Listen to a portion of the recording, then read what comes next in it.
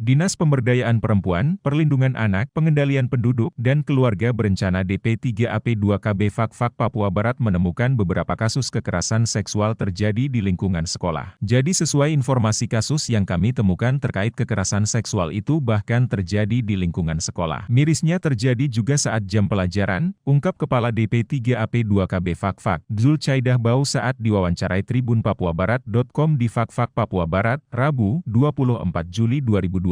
Dikatakan Zulcaidah Bau, dalam beberapa kasus misalnya itu pelakunya adalah kakak kelas atau senior dan korban merupakan adik kelas atau junior. Ini membuat kami di DP3AP2KB Kabupaten Fak-Fak merasa miris, karena sesungguhnya jam belajar itu semestinya harus digunakan sebaik mungkin, tetapi kenyataan malah kesempatan digunakan oleh oknum siswa untuk melakukan kekerasan seksual terhadap junior, tuturnya. Ia juga membeberkan bahwasanya temuan kasus terkuak saat terjadi perubahan perilaku dari korban. Dari yang kami temukan biasanya korban ketika disuruh untuk ke sekolah, terlihat seperti ketakutan, kehilangan rasa percaya diri, dan tidak mood, sehingga akhirnya orang tua memeriksa handphone milik korban ternyata ditemukan ada percakapan melalui jejaring sosial berisi ajakan ke arah negatif, tuturnya. Bahkan Zulcaidah Bau menyebutkan, terdapat satu kasus pelajar SMP yang menjadi korban dan dijadikan budak seks oleh kakak kelasnya. Kemudian yang sangat memprihatinkan, ialah saat korban diperlakukan seperti itu, mereka mengambil gambar atau memvideokan sehingga menjadi bahan untuk menakut-nakuti korban agar tidak melapor perbuatan bejat mereka para pelaku, ucapnya. Lanjut Zulcaidah Bau, sehingga saat para pelaku ini mengajak untuk melakukan aktivitas pelecehan seksual maka korban otomatis secara terpaksa menuruti. Akhirnya kejadiannya berulang-ulang dan korban saat ini sudah kami tangani dengan baik, katanya. Ia menambahkan, apabila korban yang melibatkan anak tentunya diberikan pendampingan baik dari sisi proses hukum, pemeriksaan kesehatan, visum, hingga pemulihan psikis. Kami DP3AP2KB Fak-Fak punya tim yang terdiri dari psikolog, tokoh agama dan lembaga adat serta penegak hukum yakni Polres Fak-Fak serta Pengadilan Negeri maupun Kejaksaan, ucapnya.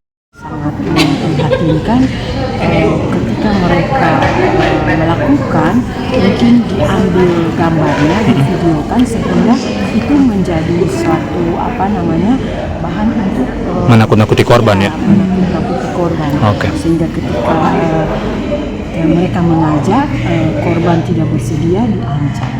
Akhirnya kejadiannya berulang. Sudah ditangani.